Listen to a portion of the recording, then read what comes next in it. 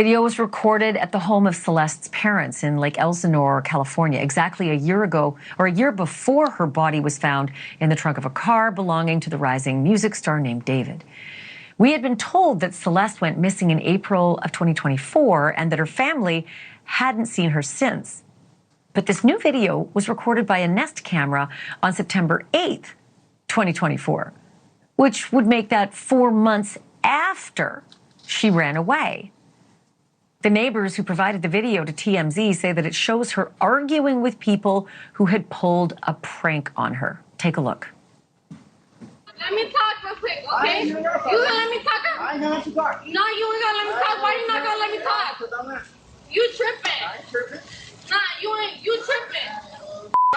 Out the door and you tripping. Oh my God. Nah, because you tripping. Move the out of here. I ain't gonna do shit. I ain't gonna do shit. You better get over there. Get your over there, little girl. Just by the very dates of this video seems to prove that Celeste visited her family at least once after she ran away for the last time. But a year and a half after the final missing person report was filed, her body was discovered in a frunk. That's the front trunk of David's Tesla. That was just 3 weeks ago. This video was just discovered as we're finally learning what's been going on behind the scenes of the investigation. The LAPD's captain and commanding officer released a statement saying that the body of Celeste Rivas Hernandez was likely in the frunk of the Tesla for a long time before it was discovered. According to Yo, listen. This case gets so much weirder the more that we follow it, because it just shows you that, and this is why I say a lot of times that the parents have to be held accountable for the negligence that comes along with, you know, some of these kids getting involved. Because I remember back in school and in high school and stuff like that, that underage chicks used to be talking to older guys, and they parents used to be inside of that and be okay with it. Sometimes the guy would go and visit their house and all of this other type of stuff. And it wasn't uncommon. And that was back in my day, back in the 90s, right? Back in the 90s and 2000s type stuff. Whereas now, you know, and let's be very clear. He never should be messing with that underage chick. And I don't know whether he did it or not, or if he getting framed or not at this point, because I don't believe anything, and I'm just waiting until all of the evidence come out. But the fact that TMZ was able to obtain a camera to show that, you know, obviously they was ghetto, and she was shown as not missing, and allegedly her sister had control of her Instagram account, tells you that everybody was probably in on it. More people than not were aware of this situation. I was listening, and they, you know, I was doing the research because I was on this very, very, very early, before it started to hit national attention. It started hitting national news, right? And they were trying to say, like, yeah, we knew she was in a relationship with some guy named David, but we didn't know that he was a singer or all of this other type of stuff. I don't believe it. I don't believe it. I don't believe anything at this point. I believe that more people knew more things than they want to let on. But when they found out, or now that they're aware of the fact that she ended up in the trunk, people want to absolve themselves of responsibility because they want to save themselves. And it's more of a survivalist mindset now, instead of what's best for her, or the fact that she should have never been in that situation in the first place. All of this could have been avoided.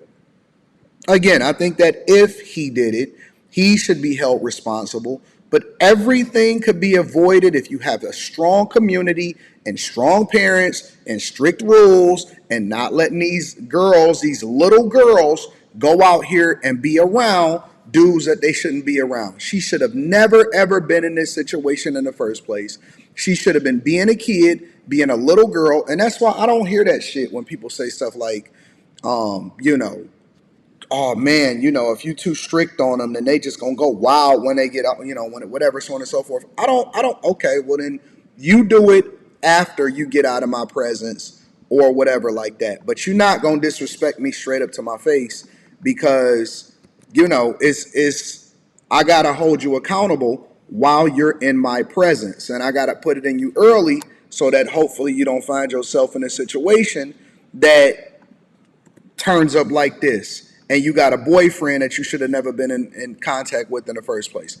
I'm not going for it. I don't like it. It's evil. It's ugly.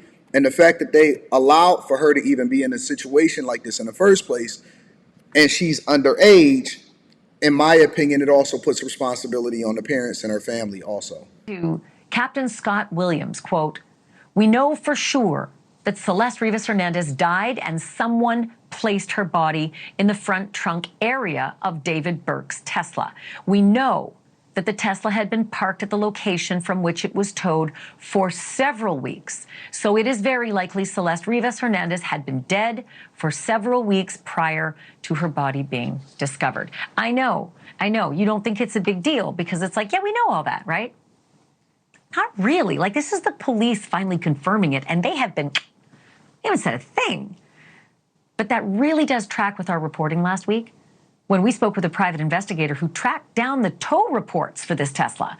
And they showed that neighbors had called police about that car on August the 26th. Police responded the next day and ticketed the car as per protocol. They got to wait 72 hours between each of the tickets they put on there. And after 3 visits, then they can tow the car.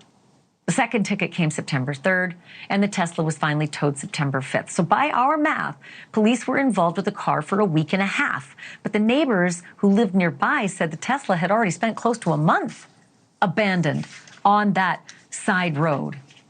And by the way, incidentally, it was just one street over from David's $20,000 a month mansion that his manager was renting. The Tesla was registered in David's legal name, David Burke. The 20-year-old singer has not been arrested, nor has he been named a suspect. But his friends confirmed to TMZ last week that he was indeed in a romantic relationship with a 14-year-old girl, Celeste. Social media posts indicate they may have even known each other since she was 12, and maybe even 11. Captain Williams responded to the friends' characterization by saying, quote, "As far as their relationship, it would be premature for me to say anything. We are looking into everything." An important piece of the puzzle that has yet to be determined is Celeste's cause of death. The medical examiner has deferred a cause while they await the toxicology They got to get results. this right. One thing they don't want to be have responsible determined for getting it wrong. is that Celeste Rivas Hernandez was not pregnant when she died. It's bad. This is very, very bad. And I think that the Los Angeles coroner's office and the police department, I usually hold them accountable for the stuff that they do wrong, but I want to make sure that I'm holding them accountable or giving them credit for the things that they're doing right. It seems like they're taking their time. They're being very meticulous. They letting all of the evidence come out. They letting everybody do their job. They don't want to prematurely try to charge him for something without having all of the evidence if he didn't do it, because they want to make sure that if they charge him, that it is actually, they know for a fact, or they can definitively prove that, this was what it was. The fact that he was even in a relationship with a 12, 13, 14-year-old is wild to me. That right there in the beginning, in my opinion, is crazy. And the fact that her parents probably knew, or her family probably knew, and allowed for it to go on is wild to me.